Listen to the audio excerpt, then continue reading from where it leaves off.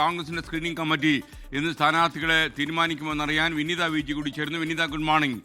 അപ്പം എന്താണ് അവിടുത്തെ ഒരു അവസ്ഥ? ഡൽഹിക്ക് കേരളത്തിന്റെ തെരഞ്ഞെടുപ്പ് ചൂട് അനുഭവപ്പെട്ടു തുടങ്ങിയ മറ്റുള്ള സംസ്ഥാനങ്ങളിലെ സ്ഥാനാർത്ഥികളുടെ പട്ടികയുമായോ?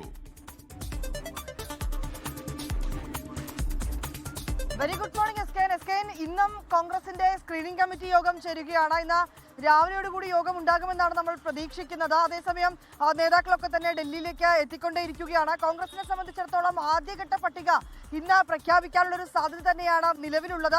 ആദ്യം നേതാക്കളൊക്കെ തന്നെ പ്രതികരിച്ചിട്ടുണ്ടായിരുന്നത് ഈ തെരഞ്ഞെടുപ്പ് തീയതി പ്രഖ്യാപിച്ചു കഴിഞ്ഞാൽ 24 മണിക്കൂറിനുള്ളിൽ ഞങ്ങൾ ആദ്യഘട്ട സ്ഥാനാർത്ഥി പട്ടിക പുറത്തിറക്കുമെന്നുള്ളതായിരുന്നു. പക്ഷേ കോൺഗ്രസിനെ സംബന്ധിച്ചിടത്തോളം ഇപ്പോഴും ചർച്ചകൾ നീളുകയാണ്. അത് ഈ എംപിമാർ മത്സരിക്കണമെന്ന സന്നദ്ധ അറിയിച്ച അടക്കമുള്ള കാര്യങ്ങൾ കോൺഗ്രസിനെ വലിയ രീതിയിൽ പ്രതിസന്ധിയിലേക്ക് ആക്കിയിട്ടുണ്ട്. അത് നമ്മൾ നേരത്തെ സൂചിപ്പിച്ചതുപോലെ MK രാഘവൻ, ഒപ്പം തന്നെ K സുധാകരൻ അടക്കമുള്ള അടൂർ പ്രകാശ് ഉൾപ്പെടെയുള്ള എംപിമാർ ഇതിനോടകം തന്നെ മത്സരിക്കാനുള്ള സന്നദ്ധത ഹൈക്കമാൻഡിനെ അടക്കം അറിയിച്ചിട്ടുണ്ട് എന്നാണ് അറിയുന്നത്. പക്ഷേ ഇവർക്ക് ആർക്കെങ്കിലും ഒരു രീതിയിൽ ഒരു ഇളവ് നൽകുകയാണ് എങ്കിൽ മറ്റുള്ള എംപിമാരുടെ കാര്യം അത് എങ്ങനെ പരിഗണിക്കണമെന്ന് ഉൾപ്പെടെയുള്ള കാര്യങ്ങളാണ് ഈ പ്രശ്നം കൂടുതൽ വഷളാക്കുന്നത്. അതുകൊണ്ട് തന്നെ ഈ ചർച്ചകൾ ഇങ്ങനെ പുരോഗമിക്കുകയാണ്. നാളെ K സുധാകരൻ വീണ്ടും ഡൽഹിയിലേക്ക് വരുമെന്ന് അറിയിച്ചിട്ടുണ്ട്. ഹൈക്കമാൻഡുമായി അദ്ദേഹം കൂടിക്കാഴ്ച നടത്തും. കഴിഞ്ഞ ദിവസവും നേതാക്കൾ ഈ യോഗത്തിന് ശേഷം പ്രതികരിച്ചത് ഹൈക്കമാൻഡാണ് ഇക്കാര്യത്തിൽ അന്തിമ തീരുമാനം എടുക്കുന്നതെന്നുള്ളത് തന്നെയാണ്. ഏതാണെങ്കിലും ഇന്ന് വീണ്ടും ഡൽഹിയിൽ കോൺഗ്രസിന്റെ ചർച്ചകൾ പുരോഗമിക്കുകയാണ്.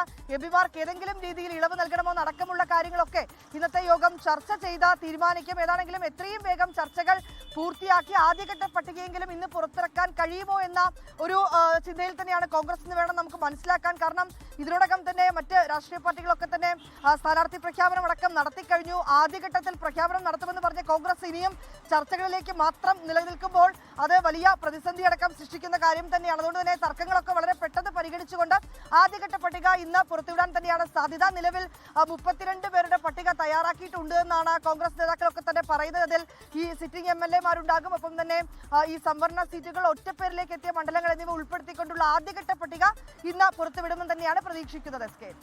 ലോകത്തെവിടെയായാലും ഏത് സമയത്തും 24 വാർത്തകളും ഓഗ്മെന്റഡ് റിയാലിറ്റി പാക്കേജുകളും എക്സ്പ്ലെയിനറുകളും വിശദമായി കാണാൻ ഞങ്ങളുടെ യൂട്യൂബ് ചാനൽ നിങ്ങൾക്ക് സബ്സ്ക്രൈബ് ചെയ്യാം.